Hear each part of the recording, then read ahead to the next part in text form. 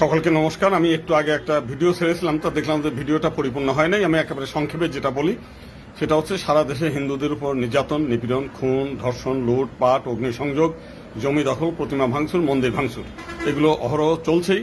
মাঝে গাইবান্ধার পলাশবাড়িতে সেখানে একটা রাম বিগ্রহ নির্মাণকে কেন্দ্র করে সারা দেশে হিন্দু ধর্ম, হিন্দু কৃষ্টি কালচার ঐতিহ্য নিয়ে ব্যাপকভাবে বিদ্বেষ ছড়ানো হচ্ছে। হিন্দুদের জাতীয় জীবন একটা মহা বিপদের সম্মুখীন।